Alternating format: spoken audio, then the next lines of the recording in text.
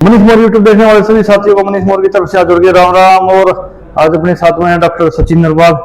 तो ये बहुत ही उच्च कोटि के फिजियो हैं भाई, लेकिन बहुत से साथी नहीं जानते। हमने पहले भी इनकी वीडियो डाली थी, तो इनसे आपका परिचय कराएंगे। और जो खेल विभाग के स्पेशलिस्ट है ये, तो इनसे जानकारी लेंगे भाई किस तरह से एक बच्चे को खेल प्रैक्टिस करने से पहले शुरुआत करनी चाहिए, और किस प्रकार से खेल की प्रैक्टिस करने के बाद में करनी चाहिए, और किस तरह से ऑपरेशनों से बचा जा सकता है। तो डॉक्टर साहब नमस्कार। नमस्कार जी। तो डॉक्टर साहब सेहत पानी ठीक है? हाँ सब बढ़िया है। तो डॉक्टर साहब एक तो हमारे जो भी दर्शक है ना, वो उनको परिचय दो आपका। नमस्कार सभी को। मैं डॉक्टर सचिन, मैं एक स्पोर्ट्स फिजियोथेरेपिस्ट हूँ, और अभी तक मैं 5 इंटरनेशनल प्लेयर्स का पर्सनली मैं फिजियो रहा हूँ। और अभी फिलहाल मैं खेलो India centre of sports excellence Chandigarh के अंदर वर्किंग हूँ। तो डॉक्टर साहब एक बार जब क्वालिफिकेशन की बात आती है जी सर, तो आपके जो कोर्स या क्वालिफिकेशन उसके बारे में और बताएं। सर मैंने अपनी बैचलर्स ऑफ फिजियोथेरेपी की हुई है गुरु Jambheshwar university of science and technology हिसाब से। मास्टर इन स्पोर्ट्स फिजियोथेरेपी है ओम स्टर्लिंग यूनिवर्सिटी हिसाब से। उसके बाद मैं सर्टिफाइड हूँ स्ट्रेंथ एंड कंडीशनिंग कोर्स के अंदर। और मैंने बहुत सारे एडवांस टेक्निक के कोर्स किए हुए हैं, जैसे आपका ड्राई नीडलिंग हो गया, टेपिंग हो गया, कपिंग हो गया, ये सब सर मैंने किए हुए हैं। तो पीछे एक बात हो रही थी भाई, डॉक्टर सचिन नरवाल साहब अपने उत्तर भारत के एकमात्र ऐसे हैं जिन्होंने एक कोर्स कोई है, तो उसमें अकेले ही अपनी तरफ से हैं, तो उसके बारे में और बताओ। सर मैंने एक कोर्स किया हुआ है, I am certified in non invasive brain stimulation. एक ऐसा कोर्स है कि अगर ये मेनली न्यूरोलॉजिकल कंडीशन के अंदर देखा जाता है। अगर मान लो किसी को पैरालाइज है या वो स्ट्रोक आ गया किसी को, तो उसके अंदर ये बहुत ही अच्छा रिजल्ट है इसका। जैसे मन बुद्धि के बच्चे होते हैं, उसके अंदर भी काफी अच्छा रिजल्ट है उसका। तो डॉक्टर साहब जैसे अपना जिम जिला ना खेलों के लिए बहुत ही अग्रसर है, लेकिन क्या है अभी ऐसे आ गया कि एक तो बगैर गुरु के चेले हो गए ज्यादा। बिल्कुल बिल्कुल। तो उनको एक प्रॉपर तरीका क्या है प्रैक्टिस करने का? अगर कोई नया बच्चा या कोई कर भी रहा है प्रैक्टिस, तो उनके लिए सही शेड्यूल क्या है प्रैक्टिस का? सर आजकल तो सबसे बड़ी गलती बच्चे करते हैं कि देखो रेखा करते हैं कि अगर कोई कुछ कर रहा है तो उससे के हिसाब से वो वर्कआउट कर रहे हैं। लेकिन एक सीक्वेंस होता है, कोई वर्कआउट करते हैं, जैसे कि अगर कोई भी बच्चा है वो ग्राउंड में गया है, ग्राउंड में जाने के बाद उसको प्रॉपर वार्म अप करना चाहिए। 15 से 20 मिनट का वार्म अप हो उसका अच्छे से। उसके बाद वो प्रॉपर स्ट्रेचिंग करे। स्ट्रेचिंग भी 2 तरह की होती है, एक डायनेमिक एक स्टैटिक। बच्चे कंफ्यूज होते हैं कि भाई मैं किस टाइम कौन सी स्ट्रेचिंग करूं, और बच्चों को पता ही नहीं होता स्ट्रेचिंग क्या है, दूसरा देख के देखिए। तो कोई बच्चा जब भी ग्राउंड में जाता है उसके बाद उसको प्रॉपर वार्म अप करना चाहिए। वार्म अप करने के बाद उसको डायनेमिक स्ट्रेचिंग करनी चाहिए। डायनेमिक स्ट्रेचिंग के अंदर आप हमारी आती है फास्ट मूवमेंट की, होल्डिंग नहीं करनी है, विदाउट होल्ड एक्सरसाइज करनी है। अच्छा। हाँ जितनी भी, तो इसके ऊपर मैंने एक प्रॉपर वीडियो भी बनाई हुई है। तो स्ट्रेचिंग के ऊपर प्रॉपर कैसे स्ट्रेचिंग करनी चाहिए। जैसे स्ट्रेचिंग करने के बाद अगर मान लो किसी की मसल टाइट रहती है तो उसको फोम रोलर करना चाहिए उसी टाइम पे। उसके बाद वो अपना वर्कआउट करे। वर्कआउट होने के बाद फिर वो अच्छे से अपना दोबारा से स्टैटिक स्ट्रेचिंग करे। उसके बाद कूल डाउन करे। उसके बाद मेडिटेशन करे, क्योंकि कोई परफॉर्मेंस हमें बढ़ानी है तो उसके लिए हम 3 चीज पिलर्स पे काम करते हैं: फिजिकल हेल्थ, मेंटल हेल्थ और टेक्निकल हेल्थ। कि जिस गेम में वो है उसकी टेक्निक के ऊपर काम कर रहा है, मेंटल स्टेटमेंट कैसी है उसकी, फिजिकली फिट कितना है वो। अगर ये तीनों चीजें हम प्रॉपर हैं तो हम अच्छे से काम कर सकते हैं। तो एक मतलब परफॉर्मेंस बढ़ा सकते हैं, प्लेयर की बढ़ा सकते हैं जी। तो डॉक्टर साहब जैसे अपना जीन का है ना, जीन में क्या मोस्टली सर्कल कबड्डी ज्यादा है। हाँ बिल्कुल। तो ऐसे ऐसे खिलाड़ी थे जींद के अंदर जो हिंदुस्तान लेवल के खिलाड़ी थे। जींद क्या मैं वो बताऊं, अपने हरियाणा की बात कर, तो उनमें से बहुत से खिलाड़ी साथियों में क्या बना कि मास्टरी गोड्डे के लिगामेंट में दिक्कत हो गई। बिल्कुल। और कुछ साथियों के साथ में ऐसी बनी है कि भाई हुई है थोड़ी बहुत दिक्कत, लेकिन उन्होंने या तो ऐसी जगह दिखा लिया वह जिनको पूरी नॉलेज नहीं थी, तो वो क्या ऑपरेशन करवा बैठे और वो दोबारा ग्राउंड में वापसी नहीं हुई। तो इसका मेन रीजन क्या होता है कि सर्जन है, जैसे सर्जरी का अपनी बार सर्जरी करवाई, बहुत सारे ऐसे लिगामेंट इंजरी है, ACL टीयर हो गया, PCL टीयर हो गया घुटने के अंदर। तो लिगामेंट का काम क्या होता है? स्टेबिलिटी देना जॉइंट का। अगर मान लो किसी को टीयर हो गया, टीयर भी कंप्लीट है, पार्शियल है या स्ट्रेच हुआ है नॉर्मली, अगर नॉर्मल स्ट्रेच है स्वेलिंग ज्यादा आ जाएगी उसके ऊपर। तो वो सब चीजें डायग्नोज करके जिसको ऑपरेशन की जरूरत है या नहीं है, मान लो किसी प्लेयर को ये चीजें होती हैं, तो सबसे पहले उसको एक क्वालिफाइड फिजियोथेरेपिस्ट के पास जाना चाहिए। वैसे तो मतलब अपने हरियाणा के अंदर ऐसे जोड़ा साहब बैठे हुए हैं, मतलब ऐसे काम सीख के बैठे हुए हैं, और वो फिर केस को भी खराब कर देते हैं। इसको लेकिन एक आम पब्लिक को या फिर एक प्लेयर को तो नहीं पता ना ये पढ़ा लिखा या नहीं है। तो उनको पता कि उनको ना वो जाए तो उनको पूछना चाहिए सर आपने क्या किया हुआ, कहाँ से आपने कोर्स किया हुआ है। क्योंकि जब बच्चे अवेयर होंगे तभी हम इन चीजों पे रोक भी लगा सकते हैं और एक अच्छा ट्रीटमेंट भी ले सकते हैं क्वालिफाइड फिजियोथेरेपिस्ट से। तो कोई भी खिलाड़ी है तो वो अपना पहले क्वालिफाइड फिजियोथेरेपिस्ट के पास जाए, उसके बाद वो आपको डायग्नोज करके बताएगा कि आपको सर्जरी की जरूरत है या नहीं है।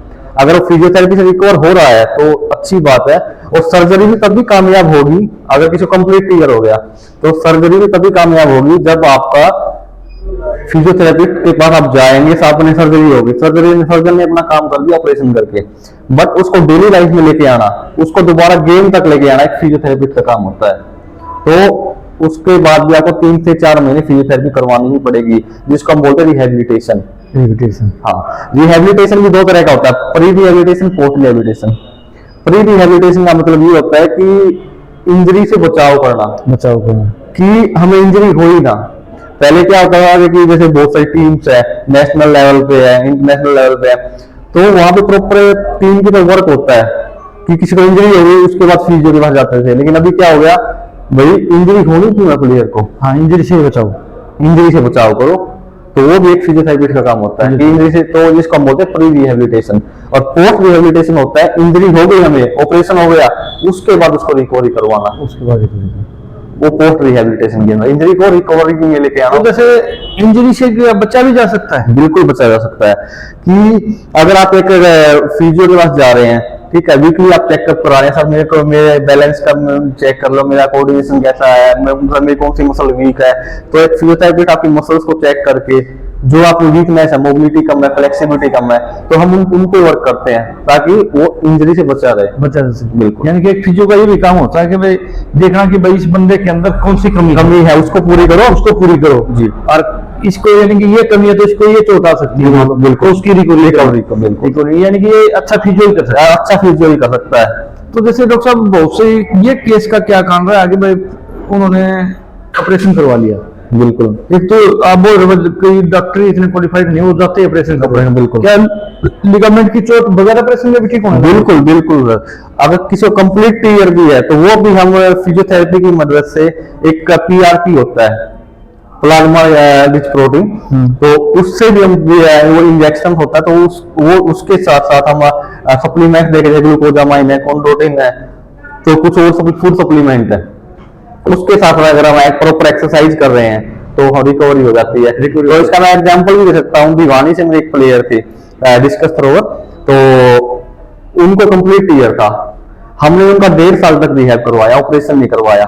1.5 साल के बाद दोबारा हमने जब MRI करवाया उनका, तो लिगामेंट जुड़े हुए थे, बिल्कुल, और उसके बाद वो दोबारा गेम में आए, अब दोबारा गेम में अच्छा परफॉर्म कर रही है जी। तो जैसे अगर किसी ने मान लो ऑपरेशन भी करवा लिया मान जी, तो बहुत से क्या करते हैं, 90% ही होता है, वो 2-3 महीने का रेस्ट बोल देते हैं बस, बिल्कुल, तो लेकिन फिर भी वो ठीक नहीं होगा, वो ठीक नहीं होगा, वो कामयाब ही नहीं होगा। अरे वो कामयाब कोई भी सर्जरी है, ऑर्थोपेडिक न्यूरो कोई भी सर्जरी है, वो विदाउट फिजियोथेरेपी सक्सेसफुल हो ही नहीं सकती। अच्छा, फिजियोथेरेपी ऑपरेशन के बाद भी जरूरी है। और वो भी जैसे पहले नी रिप्लेसमेंट आया था कि घुटने बदलवाते थे, लेकिन गांव में तो आज भी ऐसा है कि घुटने मत बदलवाना, कामयाब नहीं होंगे। उसका मेन रीजन ये था, उस टाइम पे सर्जन खुद ये बोल देते थे कि ये एक्सरसाइज कर लेना हो जाएगा, ठीक है, घर पे कुछ करते नहीं थे, तो भाई कामयाब होंगे नहीं, तो सर्जन ने तो अपना काम कर दिया ऑपरेशन करके, लेकिन उसको डेली लाइफ में लेके आना तो फिजियोथेरेपिस्ट का काम है ना। तो एक एक मसल में स्ट्रेंथ लेके आना, बैलेंस लेके आना, तो वो सब तो फिजियो का काम है ना।